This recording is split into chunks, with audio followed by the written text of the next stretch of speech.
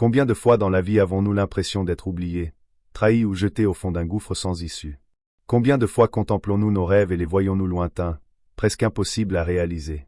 L'histoire de Joseph, fils de Jacob, nous montre que, même lorsque tout semble s'écrouler, Dieu œuvre en silence, préparant quelque chose de bien plus grand que ce que nous pouvons imaginer.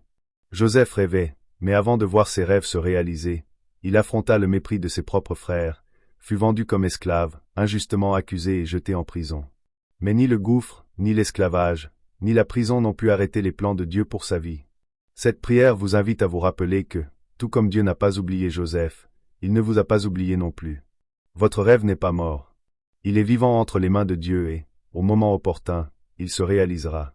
Préparez votre cœur, respirez profondément et connectez-vous à cette prière de dépassement, de foi et de réalisation de vos rêves. Car lorsque Dieu décide d'agir, aucune circonstance n'est capable d'empêcher le miracle.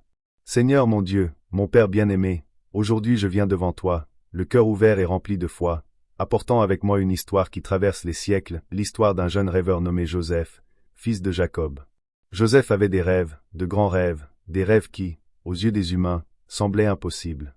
Et combien de fois, Seigneur, sommes-nous aussi submergés par des rêves qui nous dépassent? Des rêves qui paraissent souvent lointains, inaccessibles, presque absurdes à ceux qui les regardent de l'extérieur.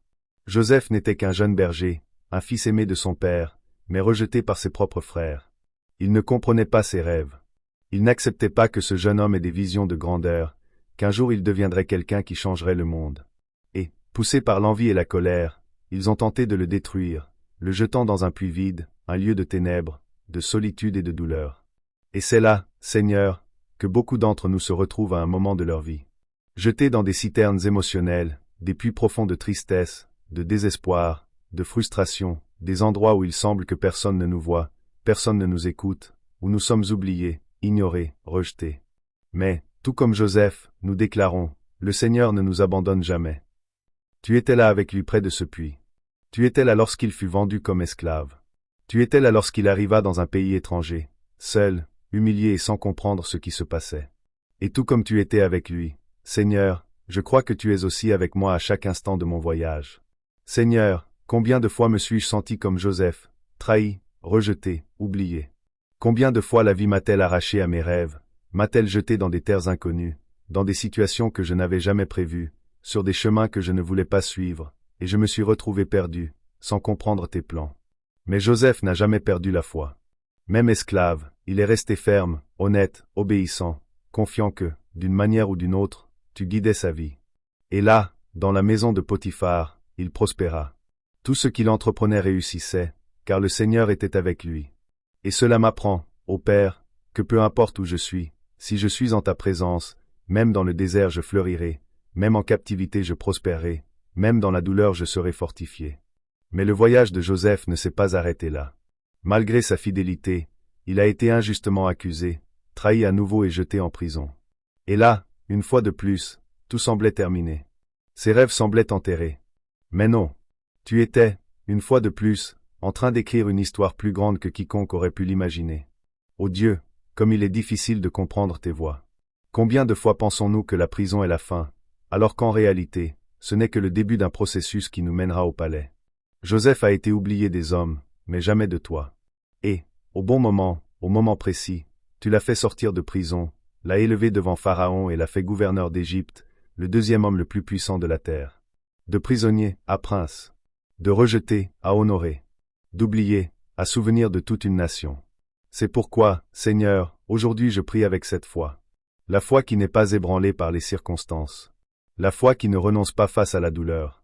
La foi qui croit que, même lorsque tout semble perdu, tu agis dans l'invisible, préparant quelque chose que mes yeux ne peuvent pas encore voir.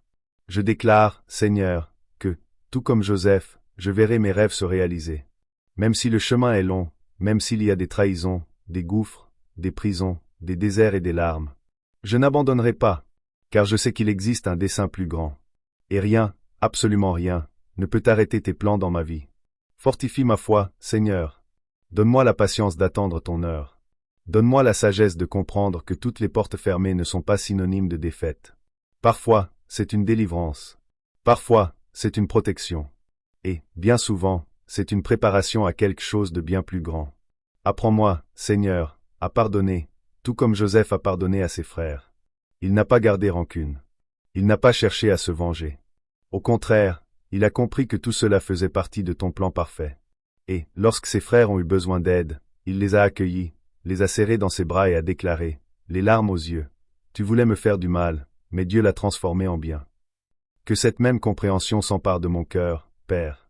Puis-je aussi apprendre à regarder en arrière et à comprendre que chaque larme, chaque perte, chaque douleur, chaque échec apparent, m'a façonné, m'a renforcé, m'a permis de vivre le but que tu as pour moi.